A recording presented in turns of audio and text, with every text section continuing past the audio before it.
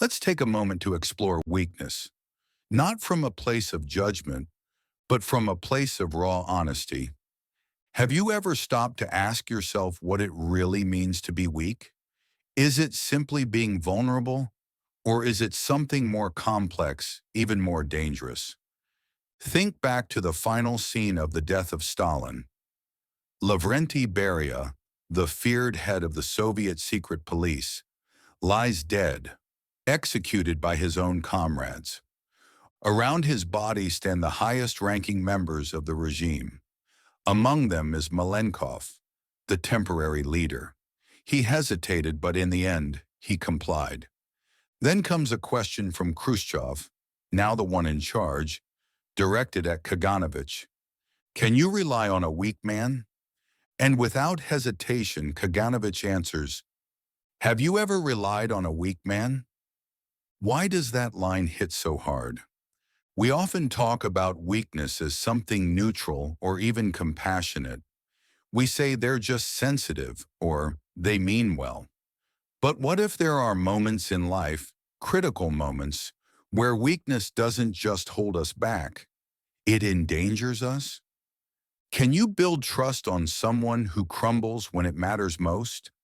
Can strength and kindness exist together, or must we choose?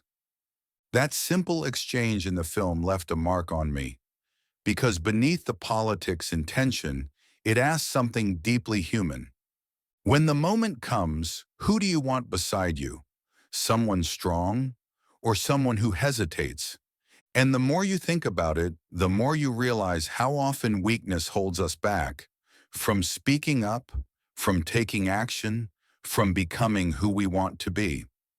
That's why I wanted to tackle this topic directly, to explore what it truly means to be weak, and why this notion disturbed the German philosopher Friedrich Nietzsche so deeply. Nietzsche didn't view weakness as just another personality trait. To him, it had a darker side, an inability to confront reality, both internally and externally. And this is where his thoughts start to connect with our own lives. Prepare to look at strength and weakness through a new lens, a perspective that might change how you interpret your decisions, your mindset, and your relationships. We'll look at why Nietzsche saw a link between weakness and dissatisfaction, why, in his eyes, real compassion could only arise from strength, and why honesty is the thread tying it all together. Keep in mind, this is just one glimpse into Nietzsche's broader philosophy on weakness. The ideas I'm sharing here are those I believe are especially relevant today, ones that invite deeper thinking and reflection. At the heart of it all is Nietzsche's core idea, that weakness in many cases is a kind of self-deception. Now let's shift to a different story, this one with a softer, more sorrowful tone. In a short story by Dostoevsky, the main character falls in love with a young woman named Nastenka. Over several nights, they talk about life, dreams, and love. She confides in him that she's waiting for someone she once loved, someone who seems to have forgotten her. Eventually, Nastenka starts to warm up to the narrator. She even considers the possibility of being with him instead. But just as that hope starts to blossom, the man she was waiting for returns. Without hesitation, she runs back to him, leaving the narrator heartbroken and alone. What's striking is how the narrator tries to soothe himself afterward. He tells himself that her happiness is enough, that he's content knowing she found love again. But beneath those words, there's still unspoken grief and longing. This story illustrates Nietzsche's point perfectly. Weakness isn't about being physically fragile or lacking confidence. It's about refusing to confront our true emotions. It's about covering up pain with false acceptance instead of facing it head-on. Nietzsche's thoughts on weakness and self-deception appear throughout his works, particularly in Thus Spoke Zarathustra and Beyond Good and Evil. In his eyes, genuine weakness isn't just physical frailty. It's the failure to act according to one's inner will. It's when unfulfilled desires and external circumstances take the reins of our life. From this idea, we're invited to ask ourselves, how often do we put on a brave face, pretending everything's fine, when inside we're aching to express what we truly feel? And more importantly, how do we break free from that inner paralysis and move towards strength, authenticity, and honesty? Nietzsche explores different types of weakness depending on the context. One of the most common and most relevant is the kind that strikes someone who has a dream or goal but fails to realize it. Consider a figure like Napoleon. Despite his immense drive and power, he ultimately fell short of creating the grand empire he envisioned. Nietzsche doesn't necessarily criticize the failure itself. What disturbs him is the reaction to failure, specifically when someone uses that failure as a reason to lie to themselves. We see this dynamic clearly in Dostoevsky's White Nights. At the end of the story, the narrator tries to tell himself he's content with the way things turned out, but it's clear that's not the case. For Nietzsche, this self-deception is one of the most profound forms of weakness. Rather than confronting the truth, that his longing wasn't fulfilled, the character retreats into a comforting illusion. He doesn't grow, adapt, or pursue something new. He simply convinces himself he never truly wanted Nastenka after all.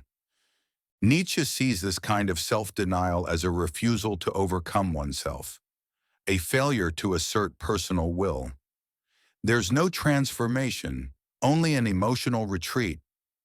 This concept is a cornerstone for what follows in Nietzsche's philosophy.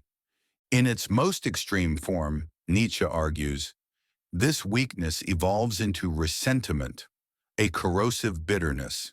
In On the Genealogy of Morality, he explains how people, when denied the things they desire most, be it freedom, love, respect, or control, eventually begin to scorn those same things. Instead of admitting defeat, they twist their perspective. I didn't want it anyway.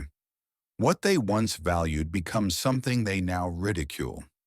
A modern illustration of this is the well-known nice guy trope that's often discussed online.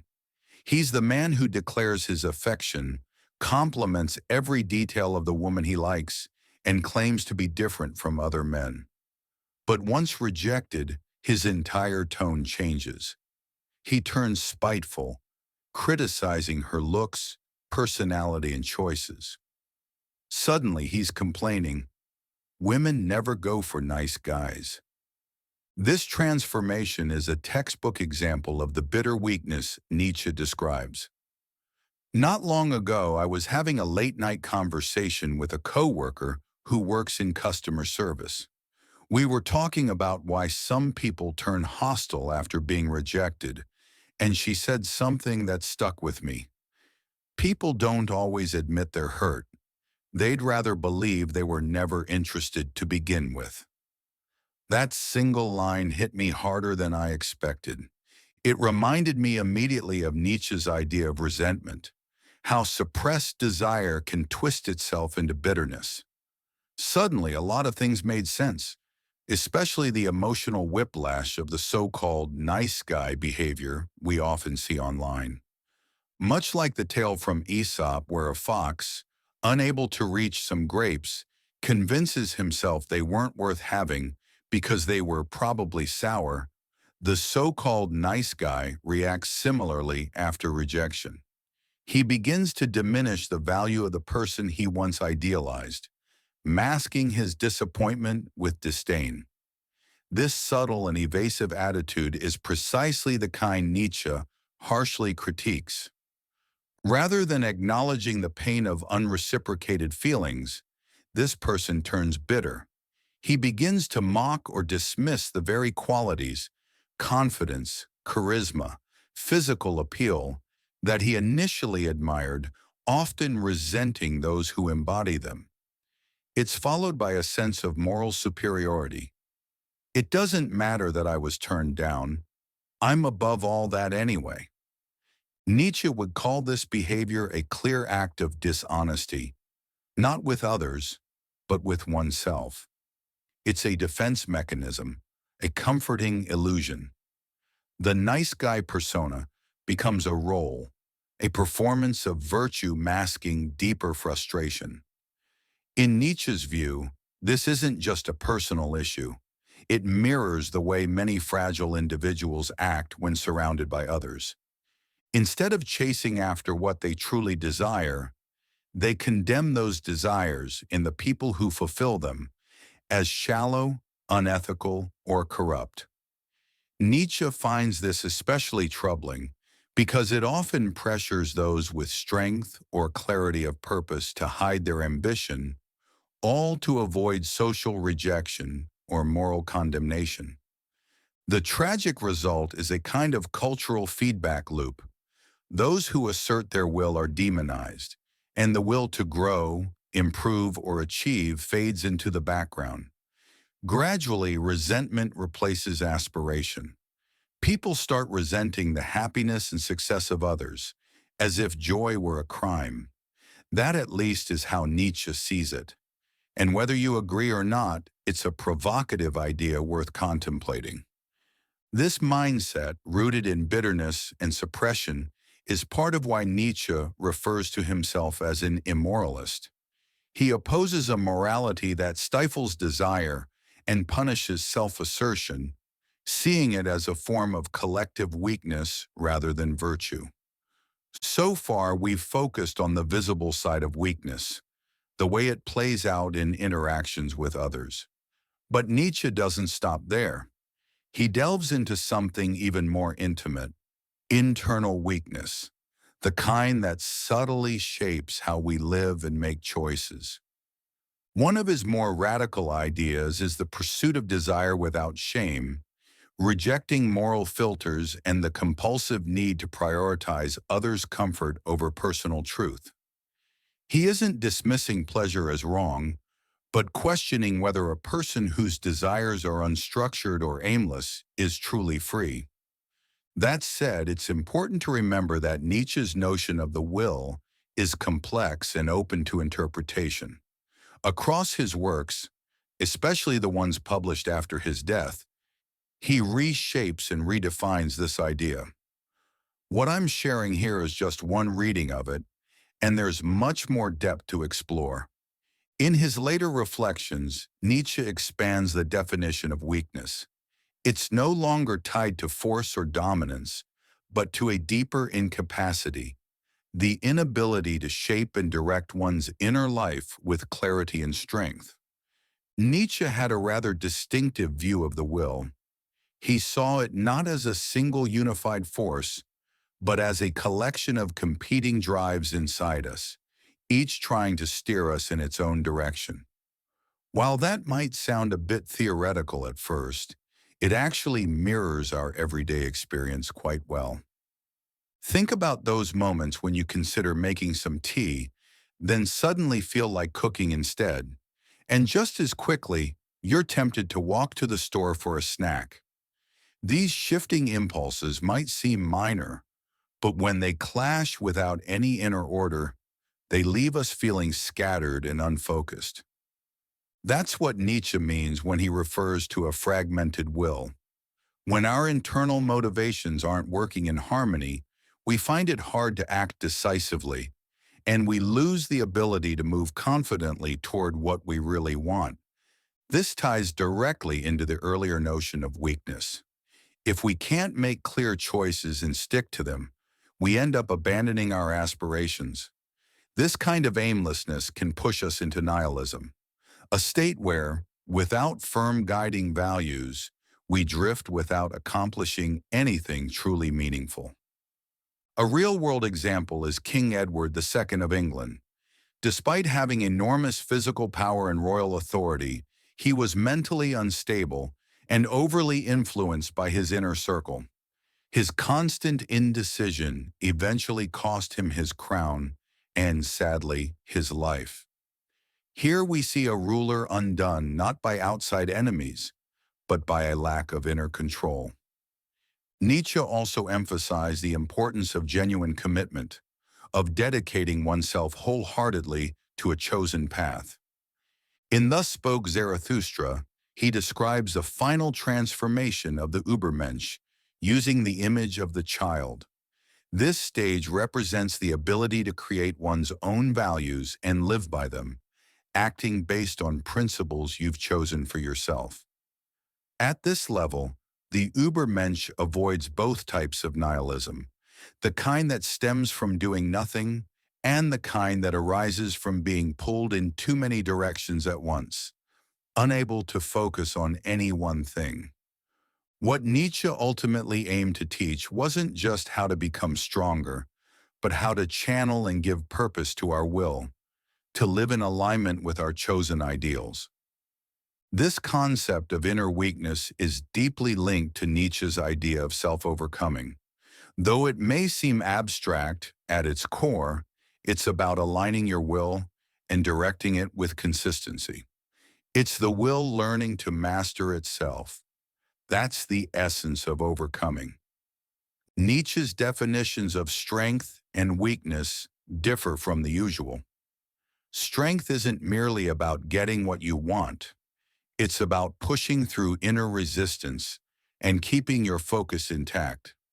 It's about maintaining your aim with resolve and not letting your will be hijacked by every passing impulse. Think of it as a kind of unwavering determination, a steady internal force that keeps you centered and on course. A great example of the opposite can be found in the film The Death of Stalin, where the character Malenkov is depicted as lacking any real backbone. He's easily swayed by those around him, constantly shifting his position depending on who's speaking to him. In many ways, he represents the type of frailty Nietzsche strongly disapproved of, the failure to resist external pressure and to act from one's own genuine convictions. Malenkov's will doesn't truly belong to him. It's owned by whoever last spoke persuasively. Of course, this is the movie version of Malenkov, not necessarily a factual portrayal of the historical figure. Still, Nietzsche would have seen this kind of behavior as a clear symptom of weakness. Even the other characters in the film look down on it. When someone is unstable and inconsistent, their word loses weight. They become unreliable to others and, more importantly, to themselves. The philosopher Byung-Chul Han argues that trust is what fills the space between knowledge and control. Since we can never fully predict someone else's actions, trust becomes the foundation of our expectations. To be someone others can count on is, in itself, a kind of strength, because people begin to rely on your words. Nietzsche believed that earning this kind of trust is something we all, at our core, strive for. Malenkov, as shown in the movie, wasn't seen as capable of leading the Soviet Union precisely because of his indecisiveness and lack of inner resolve. In this sense, the satirical tone of the film manages to convey a deep philosophical point. Nietzsche was critical of a scattered will because he saw it as a major obstacle to rising above nihilism. In his view, what makes us truly human is our ability to pursue meaningful goals, to aim at greatness. That kind of greatness can only be achieved when our desires and impulses are coordinated and aimed in one direction. To Nietzsche, it's not enough for the will to be strong. It must also be unified and under conscious direction if we are to live with real purpose. This isn't just a theoretical concept. It has everyday consequences too. If we lack consistency, others won't trust us, making it harder to succeed in life. But beyond that, Nietzsche saw a deeper danger. Without an organized and forceful will, the pain and difficulties of life can drive us toward despair and nihilism, toward rejecting life itself. This idea lies at the heart of Nietzsche's thought, reminding us that weakness is far from harmless. In today's world, this rings especially true. A fragmented will doesn't just make us untrustworthy to others, it makes us unreliable to ourselves. And that inner instability can sabotage every part of our lives. With that in mind, we can now explore one of Nietzsche's boldest and most debated claims, his critique of compassion.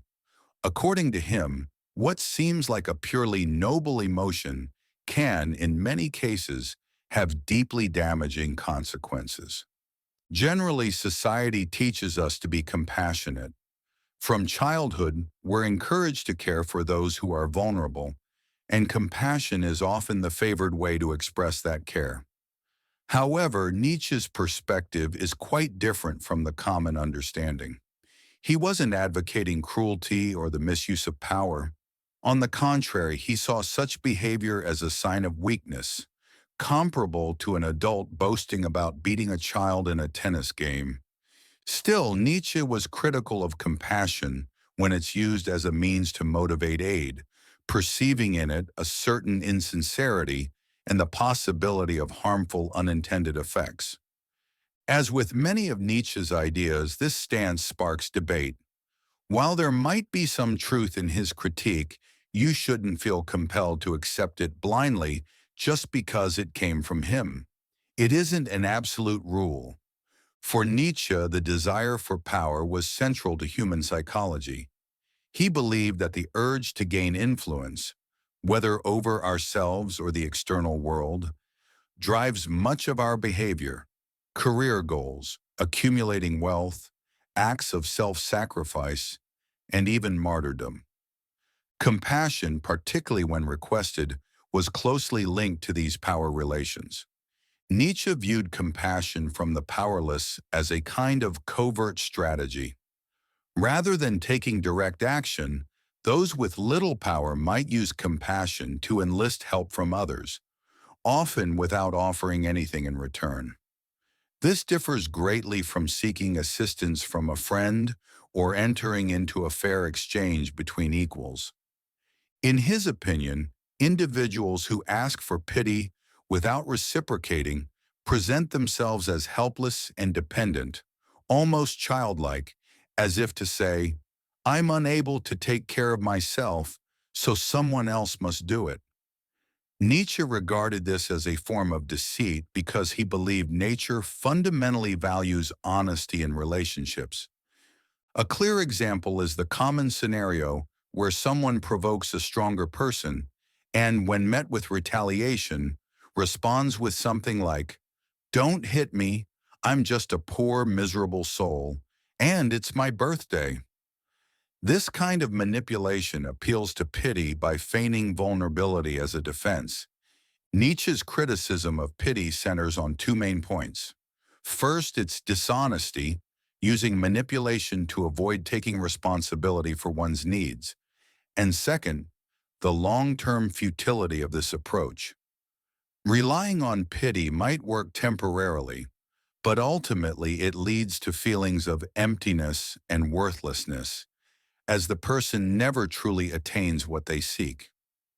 In the end, seeking pity may be an attempt to ease hardship, but beneath the surface, the problem remains unresolved. For Nietzsche, real strength and authenticity come not from leaning on others to handle our struggles, but from facing challenges directly with honesty and accountability. Now let's explore a powerful idea Nietzsche had about pity and magnanimity. He viewed pity, especially when shown by someone stronger, as secretly patronizing. In contrast, magnanimity for Nietzsche was something completely different. It's when a person is so secure and full of strength that they assist others freely, simply because they have an abundance to give. Nietzsche regarded the act of giving pity as a kind of snare, something that traps and weakens the recipient by fostering dependency. Even when pity comes from a position of power, it's fundamentally insincere. And Nietzsche believed that nature itself rejects anything that contains even the slightest hint of falseness. To clarify, think about an abusive relationship. Sometimes the abuser uses manipulative tactics to make their partner reliant on them, such as diminishing the partner's confidence, until the partner genuinely believes they can't survive without the abuser's help. Over time, this belief takes root because no new evidence challenges it. Nietzsche likened this form of control to disguised pity, a means of keeping the other person captive, sapping their independence for one's own advantage. Now picture the victim in this scenario asking for assistance, overwhelmed by life's challenges. In a healthy relationship, the partner would encourage them to build their own strength and gradually reclaim their autonomy. Nietzsche argued that the one who pities does the opposite, as if saying, "I help you, but only so you remain dependent on me, and I gain more power over you." It's like a loan with an exorbitant interest rate, ultimately reinforcing submission. In Beyond Good and Evil, Nietzsche described the new philosophers, those he saw as the future's true creators of value, as the ones who must reject this pity-driven mindset. Instead, they should inspire everyone to embrace their own power, fostering strength rather than diminishing it. This is a key message Zarathustra conveys to his followers. Nature, Nietzsche believed, recognizes that approach as magnanimity, not pity. These new thinkers wouldn't manipulate the weak. They would sincerely support them in building their own solid ground. Though subtle, the distinction between an abusive partner and a genuinely supportive one mirrors the difference Nietzsche drew between pity and true help. He saw that toxic dynamic as the outcome of weakness, both from those who seek pity to gain control and those who offer pity to maintain dominance. For Nietzsche, true strength means acting with magnanimity, never exploiting others out of malice. He held that the greatest power is to be so confident, independent, and self-assured that you don't need to prove your strength over others to feel its presence. You simply know it's there, and you're at peace with it, enough to respect others' power and even the rivalry it may bring. This kind of strength, rather than relying on manipulation, genuinely helps others from the heart. Nietzsche regarded Goethe as the closest example of what he called the Übermensch, not a military leader or tyrant, but a creative genius who transformed Europe through pure talent and intellect. This example helps break down the misconception that Nietzsche supported tyranny. What he truly opposed was weakness disguised as pity, a deceptive kind of aid that ultimately serves to dominate others.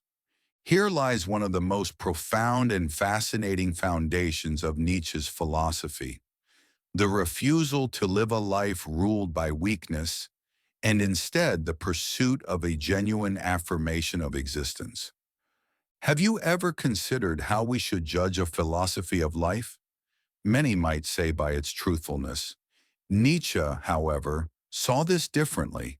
He wasn't opposed to truth, but he believed that philosophies addressing life's value or how to live it cannot be assessed with complete objectivity.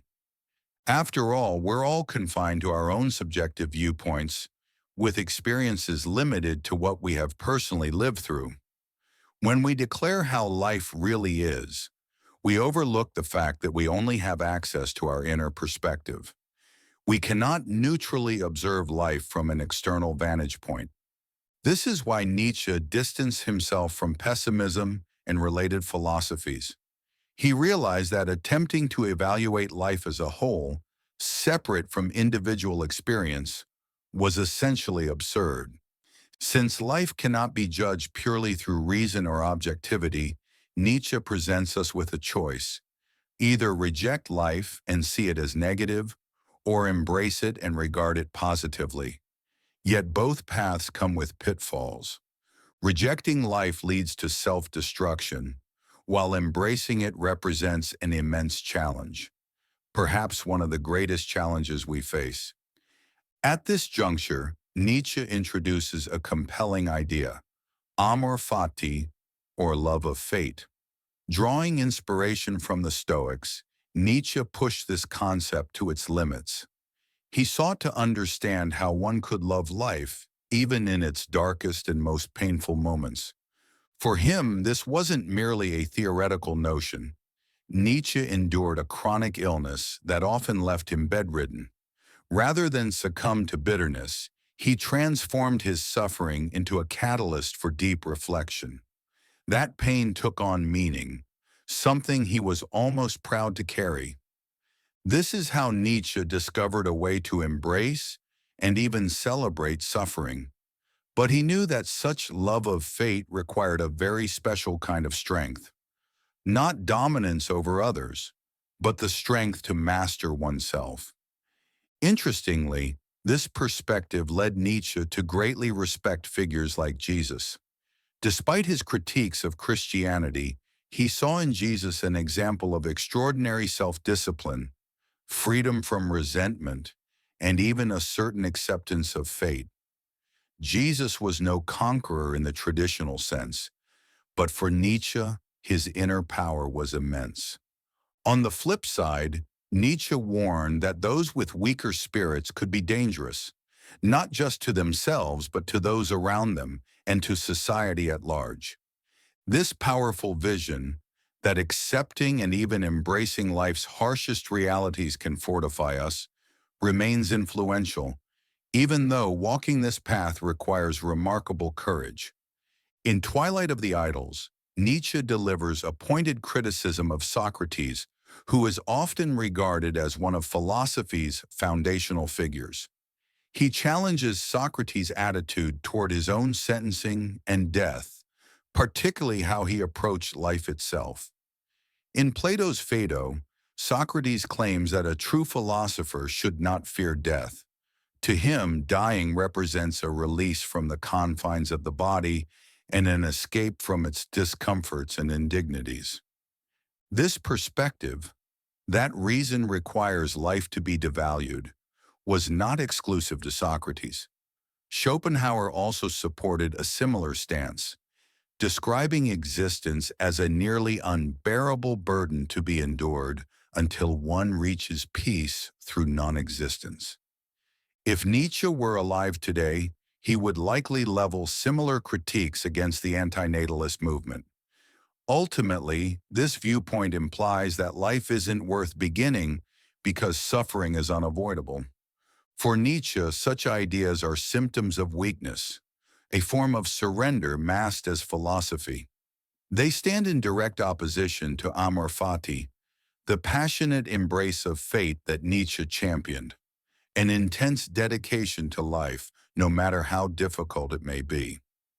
Rather than accepting life in its entirety, these philosophies encourage intellectual detachment, treating life as something to be escaped or avoided. Why does this matter?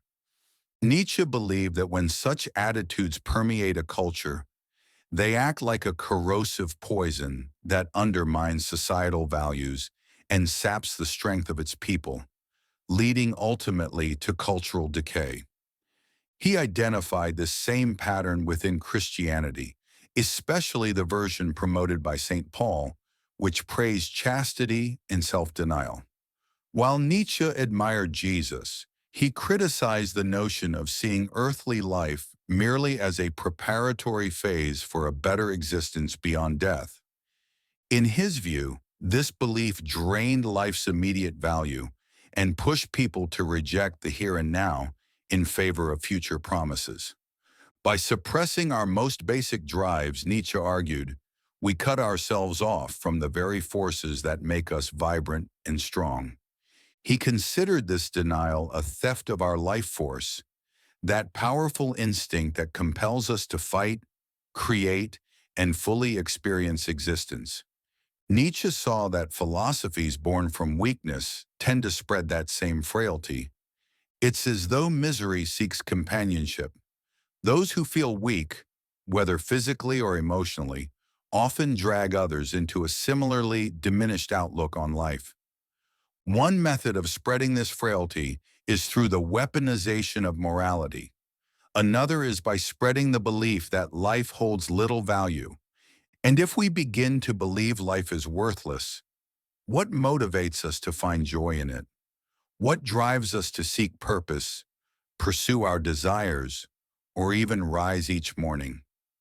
Nietzsche believed these life-denying philosophies fostered passive nihilism and chronic dissatisfaction.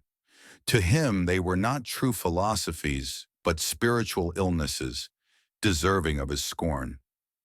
While I don't completely agree with Nietzsche, particularly when it comes to his interpretation of Socrates, I do find an important element of truth in his broader criticism. I've noticed something interesting about the people around me. In certain circles, there's this quiet undercurrent of doubt, a hesitation to fully embrace optimism or to show excitement for ideas that break the usual mold. I remember once sitting at a friend's cafe store, chatting with a group of friends about big dreams and new possibilities. One person, noticeably more cynical than the rest, kept cutting in with remarks that made everyone pause. Suddenly, the whole mood shifted. What was once an uplifting conversation became filled with hesitation and even a bit of mockery toward anyone who dared to speak positively. It struck me how quickly a single skeptical voice can change the atmosphere. Optimism, instead of being celebrated, was seen as something naive or even foolish. This pattern doesn't just appear in large cultural trends, but plays out in small, everyday interactions. And it made me think deeply about how fragile enthusiasm can be when surrounded by doubt. Nietzsche recognized this problem with concern. He believed that pessimistic philosophies flourish because some people lack the strength to confront life's tougher realities. From his perspective, when a pessimist shares their worldview, they're not truly describing how things are. They're revealing their own inner weakness. Nietzsche's critique of weakness comes down to this. He wouldn't be so troubled if these individuals simply kept their views to themselves. But he felt that wasn't what happened.